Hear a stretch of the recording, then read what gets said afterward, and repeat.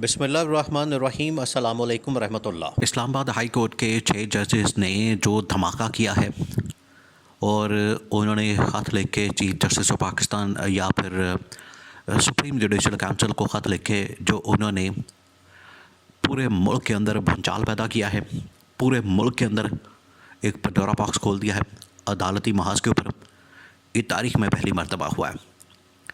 इससे पहले जस्टिस शौकत अज़ीज़ सिद्दीकी ने कुछ इंकशाफात किए थे अपनी तकरीर के।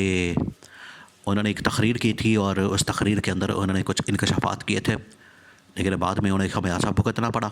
अब ये 6 जजेस जो इस्लामाबाद हाई कोर्ट के बड़े अहम तरीन जजेस हैं, इस्लामाबाद हाई कोर्ट के अंदर टोटल 8 जजेस हैं, उसमें से 6 ने इस सिस्टम और निज़ाम के ख़िलाफ़ बगावत का ऐलान करते हुए इमरान ख़ान की हिमायत का ऐलान कर दिया है। अब ये इंतहाई अहम मामला, इसको आपने समझना। देखें,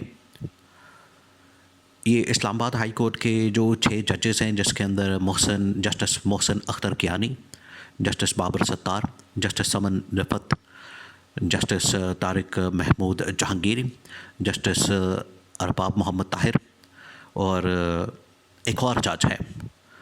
तो ये 6 जजेस हैं जिन्होंने ख़त लिखा है सुप्रीम जुडिशल काउंसिल को कि हमारे ऊपर प्रेशर डाला जाता है, हमारे ऊपर प्रेशर डाल के अपनी मर्ज़ी के फ़ैसले लिए जाते हैं, हमें इन्फ्लुएंस किया जाता है और हमारे कमरों के अंदर, बेडरूमों के अंदर, ड्राइंग रूम के अंदर कैमरे लगाए जाते हैं, हमारे ख़ानदान फैमिली वालों को अगवा किया जाता है, पकड़ा जाता है, तशद्दुद किया जाता है, मारा जाता है। तो इस तरह से हमें डराया और धमकाया जाता है। अब कैमरे की जो बात है, देखें, किसी के ड्राइंग रूम में या किसी के घर के अंदर कैमरे, वो तो ठीक है, लेकिन आप अंदाज़ा करें कि किसी के बेडरूम के अंदर अगर कैमरा लगा हुआ है और वो भी किसी की प्राइवेट, किसी का ज़ाती घर है, तो ज़ाती घर के अंदर और प्राइवेट घर के अंदर जो उसका पर्सनल बेडरूम है, तो उसके अंदर से कैसी फिर वीडियो निकलेगी? उसने आखिरकार जो नॉर्मल इंसान वाले मामलात हैं वो करने हैं। तो वो शादीशुदा भी है, तो उसने अपनी बीवी के साथ मिलना जुलना भी है, तो उसकी जो सारी वीडियो है वो आखिरकार बन जाती है। तो आप अंदाज़ा करें कि ब्लैकमेलिंग की इंतहा वो किस लेवल की है। इसके ऊपर ये 6 जजेस फट पड़े और इन्होंने सुप्रीम जुडिशल काउंसिल को ख़त लिख दिया।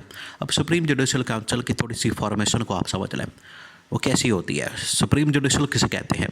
सुप्रीम जुडिशल काउंसिल असल में एक सुप्रीम कोर्ट के ऊपर भी एक इदारा होता है या फोरम होता है। आईनी तौर पर तो ये नीचे होता है, लेकिन उसको देखा जाए थ्योरेटिकली तो चले, उसको चीफ जस्टिस ऑफ पाकिस्तान जो आजकल काजी फाइज ईसा है वो हेड करता है, और उसके अंदर 2 सीनियर जजेस सुप्रीम कोर्ट के और 2 हाई कोर्ट्स के चीफ जस्टिस होते हैं। तो इसका मतलब है कि सुप्रीम जुडिशल काउंसिल के अंदर chief justice of Pakistan justice Qazi Faez Isa, 2 और सीनियर जजेस जस्टिस मंसूर अली शाह और जस्टिस मुनीब अख्तर वो शामिल हैं, और 2 जो चीफ जस्टिस, एक तो इस्लामाबाद हाई कोर्ट का और एक पेशावर हाई कोर्ट का, इस्लामाबाद का जस्टिस आमिर फ़ारूक और पेशावर का जस्टिस इब्राहिम ख़ान।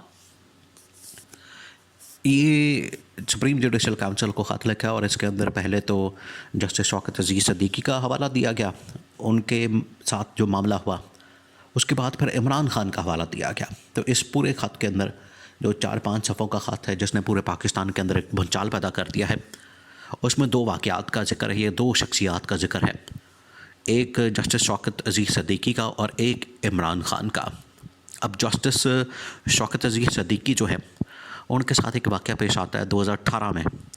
तो वो एक तकरीर कर देते हैं, उसके बाद फिर वो रिटायर, उनको जबरन कर दिया जाता है, वो फिर 5-6 साल लगते हैं। आज 2024 है, तो जो 2024 के अंदर काजी फाइज ईसा के सामने केस लगता है, तो उनको रिटायर करार दे दिया जाता है और उनकी पेंशन, मराद, पर्क्स, वो सब कुछ बहाल कर दिया जाता है। लेकिन इस ख़त के अंदर ये ज़िक्र किया गया कि जो उन्होंने इल्ज़ामात लगाए उनकी तो तहकीकात नहीं हुई। उनके जो इल्ज़ामात थे वो उस वक्त के DGC जनरल फैज़ हमीद के ऊपर, उस वक्त की इस्टेब्लिशमेंट जनरल बाजवा के ऊपर, और ये किसके ख़िलाफ़ सब कुछ इस्तेमाल हो रहा था या किया जा रहा था? नवाज़ शरीफ के ख़िलाफ़। तो ये उसकी कहानी है। उस ख़त के अंदर कहा गया कि उसकी वो पूरे वाक़यात की या जो जस्टिस शौकत अज़ीज़ सिद्दीकी ने इल्ज़ामात लगाए उनकी तहकीकात की जाए। फिर उन्होंने कहा कि एक केस आता है लास्ट ईयर, पिछले साल, और उसमें इमरान खान के मतलब ये केस है जो कि टीरियन वाइट का केस है, जो इमरान खान की, जिसको इमरान खान की बेटी कहा जाता है। तो उसमें एक केस आता है, वो मेंटेनेबिलिटी का इशू बन जाता है कि ये मेंटेनेबल है दरख्वास्त या नहीं है। इसके ऊपर जब बात होती है, समाअत होती है, तो कुछ जजेस इसके हक़ में, कुछ 2-3 रुकनी बेंच होता है, तो जो कहते हैं कि ये मेंटेनेबल नहीं है दरख्वास्त, उनके ऊपर फिर प्रेशर आता है क्योंकि वो इमरान खान के हक़ में फ़ैसला देते हैं। फिर वो कहते हैं कि हमारे ऊपर प्रेशर डाला जाता है, हमारे ख़ानदान वालों को पकड़ा जाता है, बच्चों को पकड़ा जाता है, उनकी सर्वेलेंस होती है, उनकी इंटेलिजेंस होती है, उसके पीछे गाड़ियाँ लगाई जाती हैं, उनको पकड़ा जाता है और तशद्दुद किया जाता है, इस तरह के वाक़यात। फिर कैमरों का भी ज़िक्र किया कि हमारे ड्राइंग रूम के अंदर, जजों के ड्राइंग रूम के अंदर कैमरे, और ड्राइंग रूम से भी एक हद तक आगे चले गए, बेडरूम के अंदर भी। और बेडरूम वाली बात से वो आज़म स्वाति का वो वाक़या याद आता है कि आज़म स्वाति ने भी ये कहा था कि मेरे बेडरूम की वीडियो जो है वो इनके पास मौजूद है। इसी वजह से आज़म स्वाति रो पड़ा था कि मेरे तो बेडरूम की वीडियोज़ भी इनके पास मौजूद हैं। और बेडरूम में एक वीडियो दिखाई जाती है जिसके अंदर आज़म स्वाति और वो उनकी बीवी, वो आपस में जो भी एक रात के वक्त मामला होता है, तो वो एक खुफिया वीडियो जो है आज़म स्वाति की, उसकी बीवी की आपस में मेल मिलाप की, वो उनके पास होती है। तो ये जो सारी बेडरूम्स की वीडियो है, ये फिर आखिरकार जजेस की पहुंच जाती है इनके पास, वो फिर बड़ी आसानी के साथ ब्लैकमेल होते हैं। ये उन्होंने सारा वाक़या इसके अंदर बयान कर दिया कि हमारे साथ ये हो रहा है।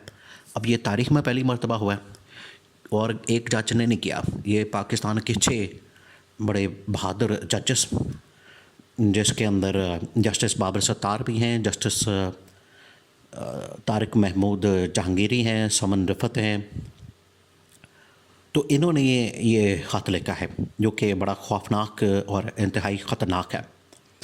अब इसके ऊपर जो है वो इमरान खान का वो बयानिया, इमरान खान की वो सारी बातें सच साबित होती हैं कि किस तरीके से उसको निशाना बनाया जाता है, व्हाट्सएप के ऊपर फ़ैसले होते हैं, जजों को प्रेशराइज़ किया जाता है और तब जाके ये फ़ैसले दिए जाते हैं। तो इमरान खान के ख़िलाफ़ जितने भी फ़ैसले आए वो कैसे आए हैं, लेकिन जज मोहम्मद बशीर जो एहतसाब अदालत का, जिसने तोशाखाना का फ़ैसला दिया, वो तो कभी छुट्टियां मांग रहा था, कभी तबीयत ख़राब हो गई, कभी ब्लड प्रेशर ऊपर चढ़ गया, वो तो माफ़िया मांगता था कि मैं नहीं ये फ़ैसला करना, लेकिन उसको ज़ोर ज़बरदस्ती से करवाया गया।